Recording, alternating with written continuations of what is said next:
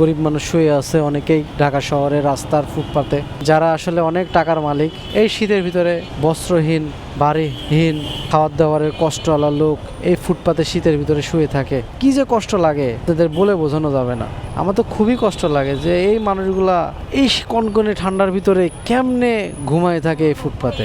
তো আসলে যারা আসলে আপনাদের টাকা পয়সা আছে মানুষকে হেল্প করার মতো, অবশ্যই আপনারা এই তৃণমূল মানুষদের পাশে দাঁড়াবেন। তাদের অ্যাটলিস্ট শীতে মোটা কাপড় দিয়ে সহযোগিতা করবেন, কম্বল দিয়ে সহযোগিতা করবেন, যতটুকু যার যতটুকু সম্বল, যতটুকু সামর্থ্য। প্রতি বছরে যদি 2টা কম্বল দেওয়ারও ক্ষমতা থাকে, এই তৃণমূল মানুষদের আপনারা সহযোগিতা করবেন একটা কম্বল দিয়ে।